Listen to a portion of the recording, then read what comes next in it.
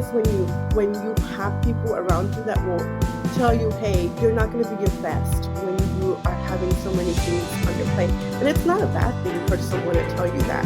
Number one thing is communication. I mean, we communicate everything, and we're in sync as much as possible. And when we're not in sync, that's when conflicts arise.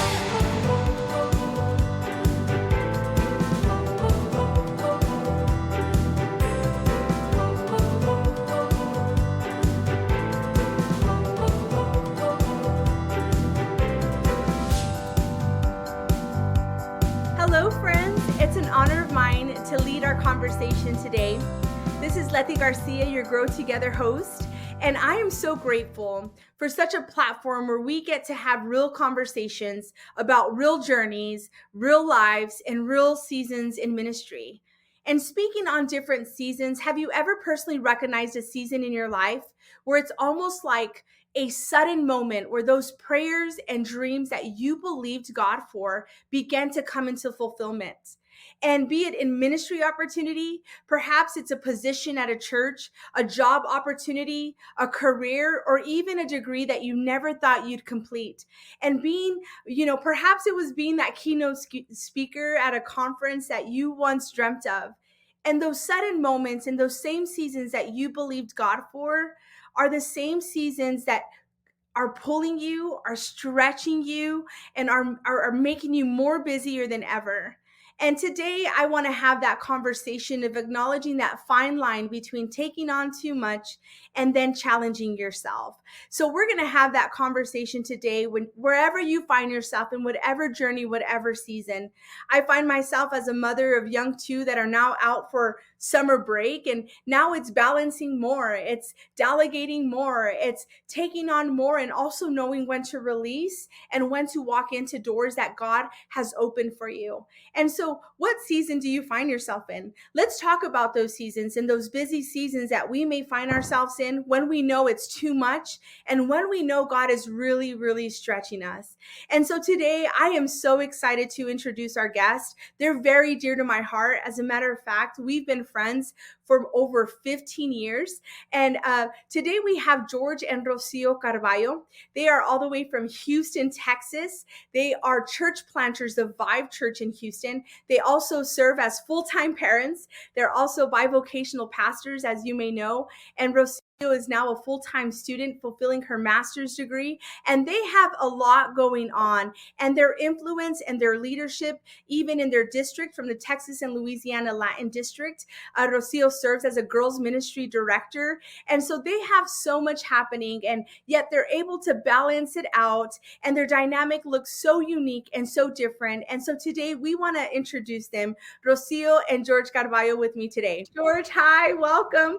Thank you guys so much for taking your time and being a part of our conversation. When I think about leaders that are really conquering it all and really leading well with powerful influence, I really have you guys at a high esteem and high regard, and I really think of you guys that way. I have an opportunity to have a window into your guys' life. And as I mentioned before, I know that you guys delegate a lot, and I'll give you a moment to express that to us.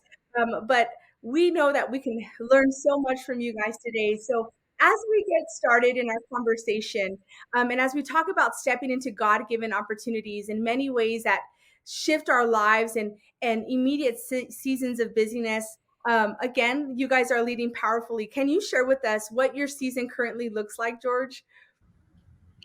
Yeah, so thank you, Letty, for having us on here. It's an honor to be here.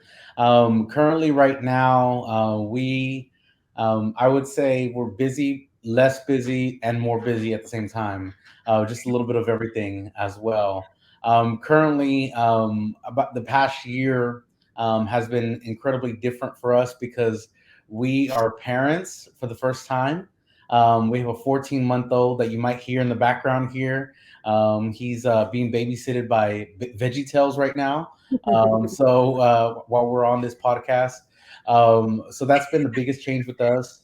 Part of that also led a transition where we were district youth directors for about 12 years, where we decided to move on to the next phase of our journey. In the middle of that, though, we've also been church planters. So we planted a church about 3.5 years ago, literally right before the pandemic.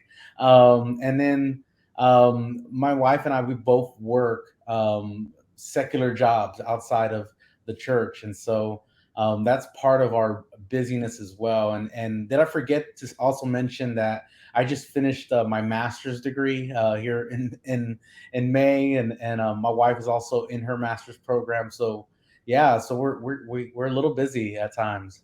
And I know, Rosie, you just now here recently took over director of girls ministries in your district. How is that going for you, and navigating through that new season as well? Yes, thank you, Letty, for having us here. We're so excited to be a part of this. Thank you um, for doing this and investing in ministers like ourselves that are going through these different seasons in our lives.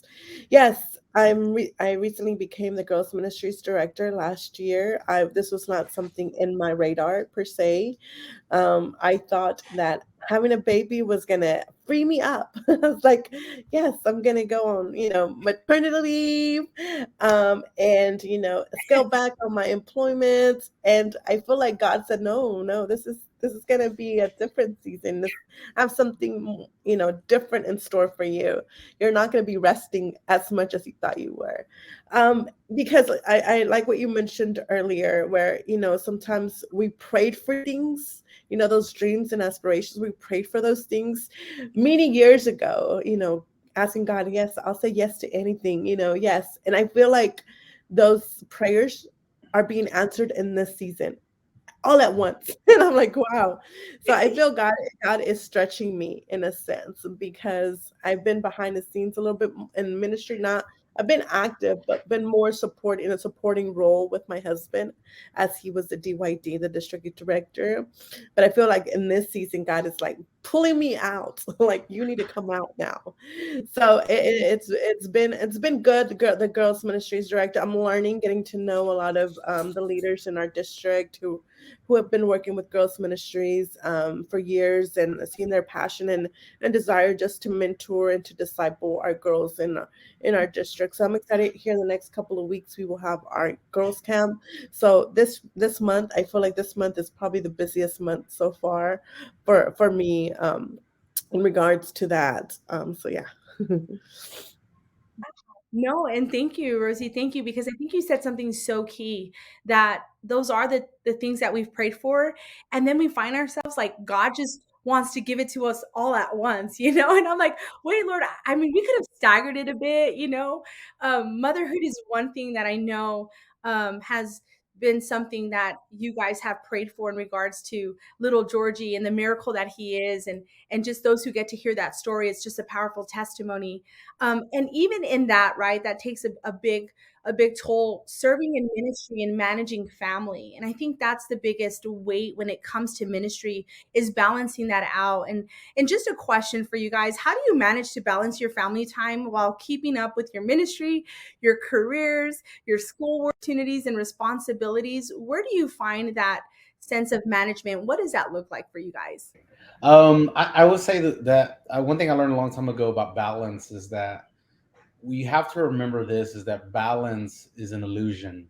I think we sometimes we want to kid ourselves or convince ourselves that we're going to get this balanced right one way, and we're going to juggle all these different hats as well, and we're going to get it right if only we have this, or once this is done, once this assignment is done, I'll have more time for this. And the reality is, if you don't start saying yes to certain things now and saying no to certain things now, that won't happen ever. And so for us, we've learned, my wife and I, Rocio, we've learned that we have to work together in partnership to be the best parents in this time. When one is working on one thing, the other one is devoted to the family. When one is out, the next one is balancing, and we're working together in partnership. And I think it's very scriptural. I believe when God created Adam, He created an Eve to be a helper, but it's a partnership in between both of them as they love each other. and as they submit to one another and work together. And so for us, we're constantly foregoing selfish desires and needs in order for the betterment. Really put our son first. And anyone will tell you who follows our Instagram and our our Facebook, our son is our life. Our child is our life. I mean, anybody who knows us at church, we are, a lot of revolves around that. But everything else, like ministry, career, schoolwork, anything else that we do, we function working, and we carve out time for those things as well. And so managing to balance, we're never going to get it perfect, and so there's a lot of grace that has to be given to each other as well. But I feel that we're only the best parents and the best ministers when we work together. I mean, that's simply simple as that. If one person is working late, the other person is cooking dinner. If one person is has a class assignment, the other one's putting the baby to bed. Bath time, all that stuff. And so we're not. I'm a husband, and I'm not afraid to bathe my kid, or feed him, or change his diapers, or well, I mean, most of his messes are my responsibility, my fault to begin with as well. But that's how we work together. I think that is so, and this is what I love about just having both of you guys as husband and wife on the screen, is to be able to discover different dynamics, right? Every family, every ministry, every leader is in a different journey or different season, but perhaps there's that those ministers or pastors' wives, right, and full time moms, and just really trying to balance this all and understanding that it's such a unique dynamic that you carry. And I think a couple of things that you mentioned were key, is just understanding the partnership looks different. And I could agree, I know my husband's not on the screen, but it's very similar, where we found ourselves just going and going, and really fulfilling the things that are more tangible and bring almost like the highest rewards, tends to be the things that we sometimes lean towards. For example, if it's a deadline, if it's an event, if it's a church event, sometimes I was kind of diving into that because that's what's immediate, right? That's what's more presentable. And sometimes it's at the cost, and I've had that failure where it's at the cost of my children, where I hear my son who says, "Mom, where are you going again? Are you Who's going to watch us now?" And those are the real conversations that we're talking about, where we realize, man, what God has entrusted us with, he's also entrusted us with our home, with our children, right, with the prayers that we prayed. God, I want to be a parent someday, and understanding that balance, where you, like you mentioned, it's not a whole thing of having complete balance, because that is an illusion, but it's being able to prioritize what is most important, and in the kingdom what is most important, and that's going to be always building up my home, building up my children, and building up the kingdom. But the way you set the dynamic, I think that's just so unique, that it's a partnership, right? It's communication. It's those things where, yeah, I have an assignment due, so Isai's putting Gianna to sleep, and that might not look ideal in every other household, but in ministry and what we're able to work with, I think has empowered not just you guys individually as husband and wife, as a family, but as phenomenal leaders of influence. And so, thank you for sharing that. And on that, delegating and being able to manage and balance and juggle, life with all of these areas that you guys are leading well in. Have you ever found yourself taking on too much at once, where you just said yes to a lot of things? And what happened? And what did you learn from that experience? Like, where sometimes we find ourselves being yes men, and like, yes, yes, absolutely. Oh yeah, I can speak there. I can preach there. I can do that. I can do that. And then you find yourself where you have taken on too much. Can you share with us what happened and what did you learn from that experience? Yeah, definitely. Taking on too much at once, that has happened several times, more than I can count. There are seasons where I've realized that what will happen is I will drop the ball. I'm a person that I love to be organized. I put things on calendar. I make sure I respond to email. I respond to text messages. And when I am slipping, those things are slipping. I realize that I'm late on assignments or due dates or doing things, and I realized that that thing, something had to get compromised here and there. in order for things to happen. I mean, I was in a school program, and it took me longer than I wanted to, just because things got piled on. I said yes to things that I shouldn't have, or I was doing other things that took priority, and I didn't make priority for some things until I said no to certain things. Then I finally made time to make things happen as well. And then the pure exhaustion that happens whenever you don't, when you take on too much, you're just mentally exhausted, physically exhausted. Your health deteriorates. I've been there, done that, where I realize my body is more susceptible to, the flu or other things that happens when I'm not getting the rest that is needed because I took on too many things at once. And so what I learned from that is that I have to organize myself, but then I also have to learn to empower the people. And I learned that things are flowing much better when I'm not the one doing everything. That's at the church wide and district wide, ministry wise. When I have other people that can help me in as well. And sometimes what happens with us is that we're afraid to ask, and we ask and we have not because we ask not, and because we're afraid to ask others or inconvenience others, then we find ourselves doing everything, and that's not the way we need to do it. And I believe that part of ministry is helping others be strengthened and to build leaders as well.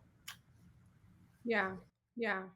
That's so good. And it really hits home because I find myself in that season where just trying to delegate it and empower others, and at the same time wanting to execute excellence, right? And so it's that like struggle. What do we empower others to do, and where do we entrust that process as well? And I think for me, even in this season, and part of the reasons that I wanted to have this conversation is because I feel myself walking into that season. Get to serve as a DYD for our district, and first time doing camp, and we're all full throttle. Camp starts next week, and we're just trying to just make it happen and do our best and execute with excellence.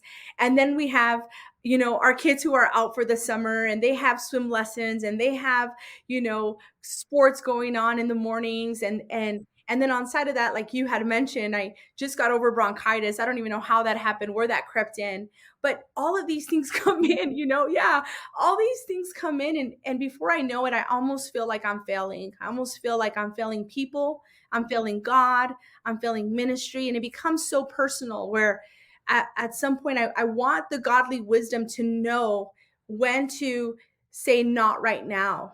And it maybe not necessarily is an immediate no, God, I don't want to do it, but not right now, it's not the now season. And or when do I stop back and say, man, I don't want to just continue to learn from failing. I want to be able to execute my life with excellence for the kingdom. And if I'm not able to do that, where do I navigate that, right? What do I do when that gets hard? And just expressing that, so I think a couple of things in what you mentioned I really take to heart, George. Thank you for sharing that.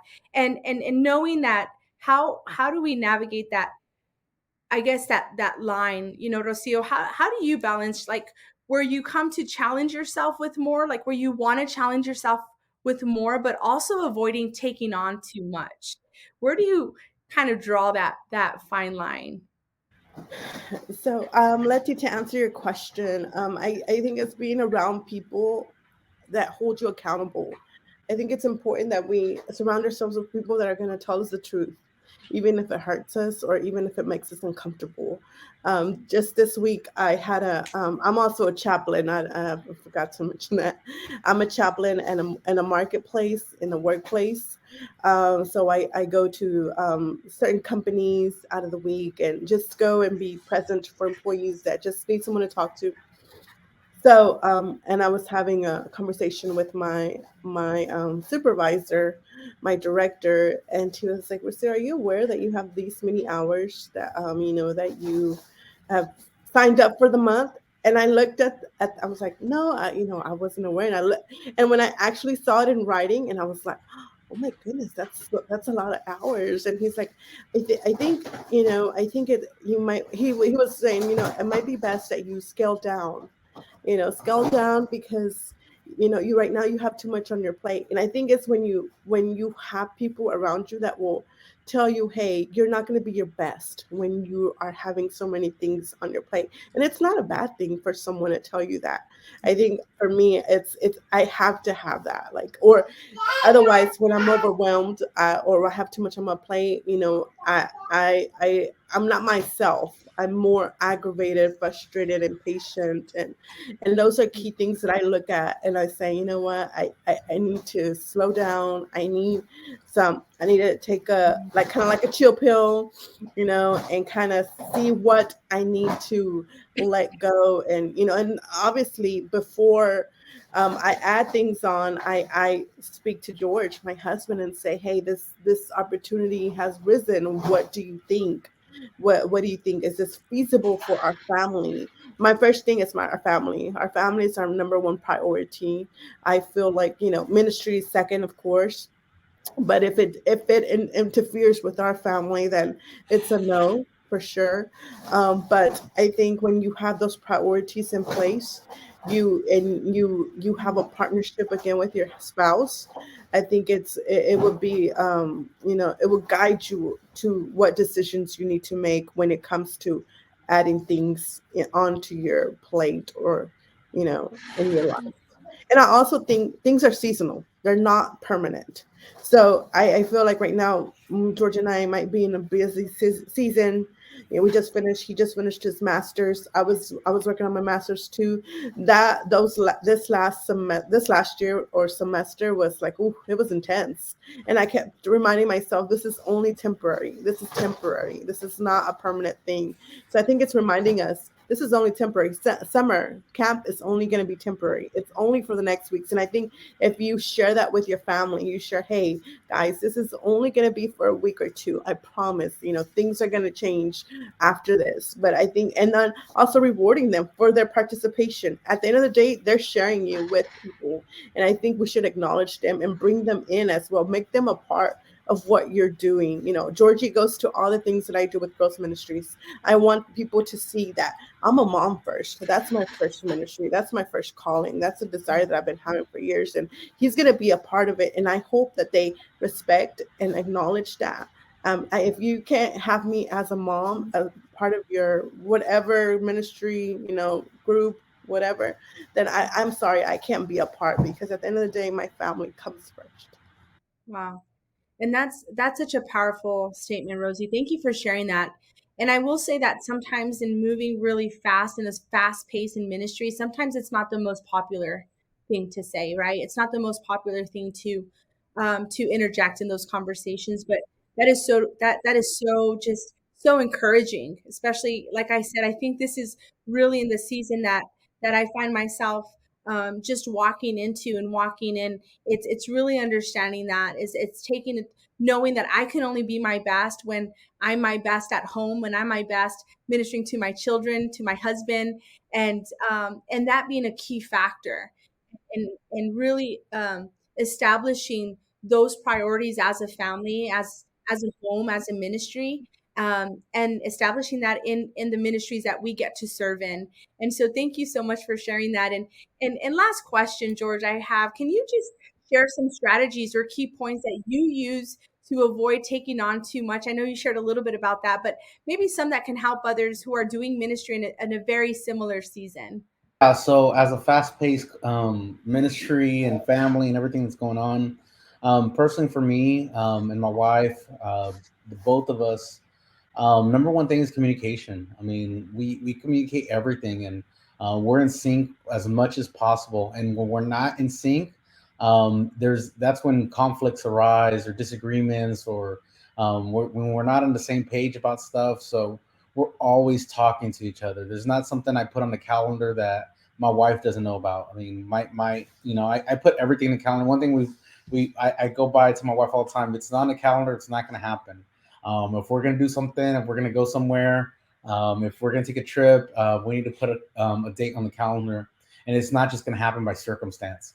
And so one thing I do, I use every tool and technology to, I take my Apple calendar, I have it on my phone, and then as soon as I punch something in, my wife gets an alert and it's synced as well, and vice versa. If she puts something in, it syncs, and so she's automatically going to know if I have a meeting or have something going on that day. And if for whatever reason I didn't put it in, then that's my fault. Then that's where we have to discuss about things as well, and that's where we have to come to a compromise, because at the same time we're also juggling the care for our child as well. We're also juggling what's going to happen at night or the next day, or and so we want to make sure that we're always in sync as well. So before I commit to any engagement, before I say yes to any speaking or anywhere I go to, I run it by my wife, and I communicate that. It's simple, it's practical, but I think it's so vital as well. We're talking throughout the day all the time, and we're sending texts. We're always having conversation, even at night after our child goes to bed. We'll talk and we'll discuss, and like, okay, what's going on? What do we have going on this weekend? And when there's nothing going on, amazing. That's great. We love it. We try to keep our Saturdays very, very open, and just just for us, and to just relax and chill and watch movies and just kind of be at home, and or clean the house, or kind of do what we got to do around here, or go to Costco together, go to shopping together, or something like that as a family, because that's a sacred time. We've said no to ministers' meetings. We've said no to church events on Saturdays.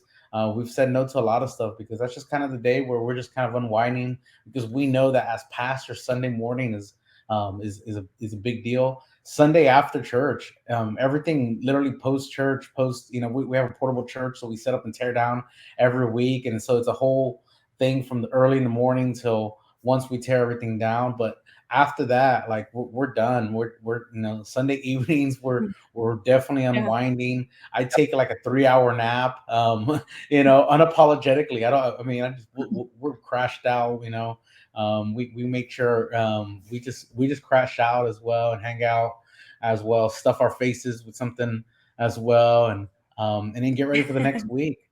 And one thing too, aside from communication, is just not being afraid to be unapologetic about your time. Be gracious to each other, but then at the same time be unapologetic to other people. It's like, hey, you know what? I can't make this. I can't go to everybody's birthday party. I can't go to everybody's events. Man, we love our people. We love church people, but if it's a little bit too much, we might shorten our visits. We might shorten our time. We love other ministers, but man, if it's another church event or ministers event, hey, you know what? It's okay. I think we could sacrifice that as well. So I mean, being unapologetic about not being at everything that there is. And then I'd say lastly, just being okay, again being gracious, but then being okay with really bringing other people on board to help. As pastors, we have a small church. We're a church plant, but I'm grateful that we have an amazing team. We couldn't do ministry without our team. Right now, we have a few key people that are really making things happen on Sundays without us. I mean, we right now, we don't schedule who's doing what, who's doing kids this week, who's doing nursery, who's doing the greeters.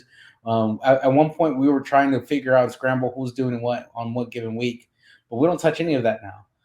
We've put capable people. We've organized ourselves. We have people signing up. We have other people that we've also handed over a lot of key responsibilities. So we don't worry about worship. We don't worry about a lot of things on Sundays.